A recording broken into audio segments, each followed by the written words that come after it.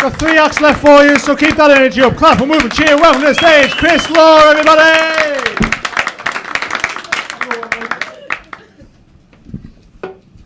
Bear with me. Messed this up last time. Way too close to my face. So, I've recently had surgery, and I've spent most of my time recovering, just kind of laying around the house watching TV. Probably should be looking after the kids, but I'm sure they're fine. I mean, there's only been one minor fire, and the 2-year-old dealt with it pretty well. I mean, it was their fault. Like, why am I dealing with it? The thing I have watched, though, is like, I've noticed the UK has an awful lot of really specific dating shows. That wasn't for effect. That was poorly timed. So, like one of the watched was called Flirty Dancing, and essentially you've got 2 people who are given a full dance routine, and if they do it well, they kind of get off for each other. Not sure anyone else here has ever looked at someone and went, yes, Joanne, she's nice looking there. Does she do well with intense choreography though? Like, she's got really nice hair, but her foxtrot's a bit dog shit. Like, it always happens. Like, I've never done that. The other one is X on the Beach, which, granted, I haven't watched, but it's essentially people getting cock-blocked by their ex. That sounds horrific. I mean, I don't really care about my exes, but I fucking hate beaches. Like, there's not a single person here who's walked off a beach, had 4 washes, wiped their arse, and it still didn't feel like sandpaper. It's fucking horrible. And you've always got that one dickhead mate who goes, oh, just jump in the sea, you'll be fine, it comes straight off. Yeah, then what? Like, how am I getting back to my car knobhead? Am I floating? Or am I just accepting my life as Formby's most depressing merman? Like, what the fuck am I doing?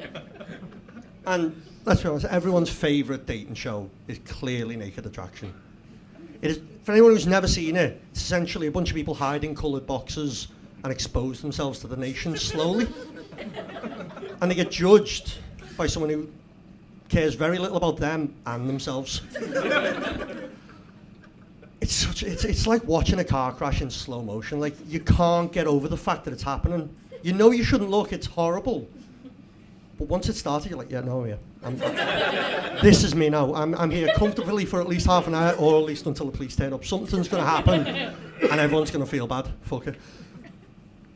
Did you say some stupid shit on there? Like, you've always got one point where someone's like, Joanne, he seems fun. Like, he's got a good personality.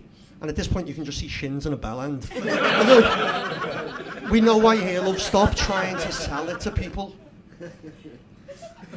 It does well, though, for your self-esteem if you do watch it, because, like me, I'm a polite 4, if I'm lucky. And every time you watch it, there's a really, really attractive person without shadow of doubt picks a Shrek impersonator. Like, there's just a weird thing. And I can see it, because there's, as you say, confidence goes a long way. And if you have seen the show, there's a lot of 2-inch dicks with 10-inch confidence. Like, they sell themselves well. I just can't, I'm hoping years down the line there's like a reunion show. Like, it just gets to show you the really fucked up relationships. Like, yeah, it didn't go well. Like, he exposed himself to pretty much everyone I know. I probably shouldn't have told my mum to watch it. But then there's the other side. You've always got that person who goes, no, it was amazing. We had kids. It was a hard sell when he asked us how I met my mum. It's like, Dad, how did you meet my mum? Well, she was just really into my personality. I mean, I could tell you the story, but it's on all 4. You can go watch it. Spoiler though, I do whip me dick out.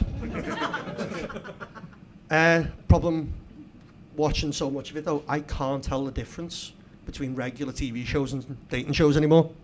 I watched a show called Sex Clinic. And essentially there's a woman who was suffering from vaginal dryness.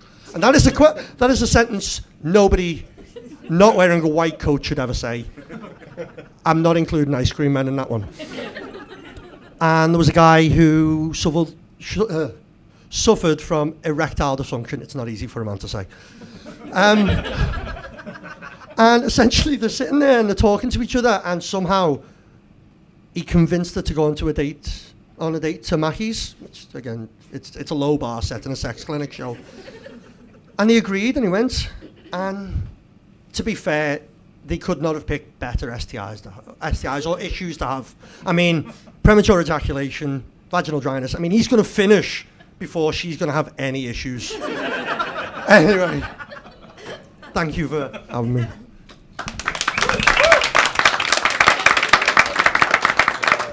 Chris Law, everyone.